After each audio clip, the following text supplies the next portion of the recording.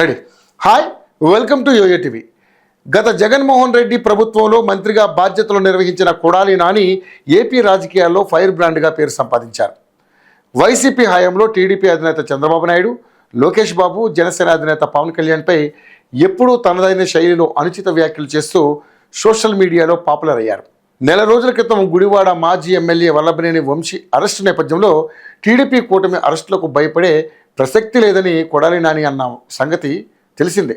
ఇదిలా ఉండగా ప్రస్తుతం కొడాలి నాని ఆరోగ్య పరిస్థితిపై అనేక మీడియా కథనాలు వస్తున్నాయి. ఇంతకీ కొడాలి నానికి ఏమైంది, డాక్టర్లు ఆయన ఆరోగ్య సమస్య గురించి ఏం చెబుతున్నారు అన్న వివరాల్ని ఈ వీడియోలో తెలుసుకుందాం. మాజీ మంత్రి కొడాలి నాని ఆరోగ్యంపై వైద్యులు కీలక సూచనలు చేశారు. కొంతకాలంగా గుండెకు సంబంధించినటువంటి సమస్యతో నాని బాధపడుతున్నారు.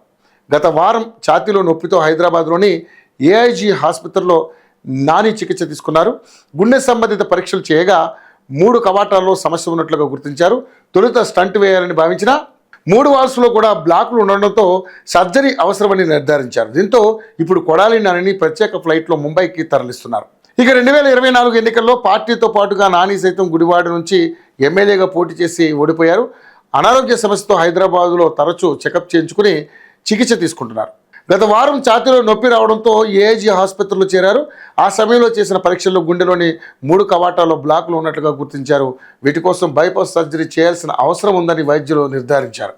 మాజీ సీఎం జగన్ వైద్యులతో మాట్లాడిన సమయంలో వెంటనే సర్జరీ చేయించాలని సూచించారు. తొలుత హైదరాబాద్లోనే ఈ సర్జరీ చేయించాలని కొడాలి నాని కుటుంబ సభ్యులు భావించారు. అయితే వైద్యులతో జగన్ మాట్లాడిన తర్వాత ముంబైలోని ఏసియన్ హార్ట్స్ ఇన్స్టిట్యూట్లో సర్జరీ చేయించాలని నిర్ణయించారు. గతంలో మాజీ మంత్రి విశ్వరూప్కు సైతం ఇదే తరహాలో సమస్య రాగా ముంబైలోనే సర్జరీ చేయించుకుని కోలుకున్న విషయం ప్రస్తావనకు వచ్చింది.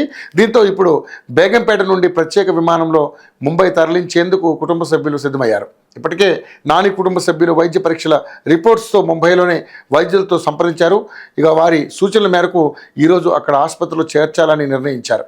బుధవారం నానికి సర్జరీ చేయాలని నిర్ణయించినట్లుగా తెలుస్తోంది. ప్రస్తుతం నానిని తరలిస్తున్న ఏషియన్ హార్ట్ ఇన్స్టిట్యూట్లో గుండె సంబంధిత సమస్యల పరిష్కారానికి పేరుంది.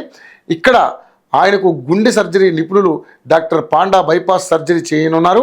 గతంలో డాక్టర్ పాండా దివంగత ప్రధాని మన్మోహన్ సింగ్కు, లాలూ ప్రసాద్ యాదవ్కు, కొనగళ్ళ నారాయణ, అదేవిధంగా రఘురామకృష్ణరాజులకు అనేక బైపాస్ సర్జరీలు చేశారు. కాగా కొడాలి నాని ఆరోగ్యంపై మాజీ సీఎం జగన్మోహన్ రెడ్డి ఎప్పటికప్పుడు ఆరా తీస్తున్నారు.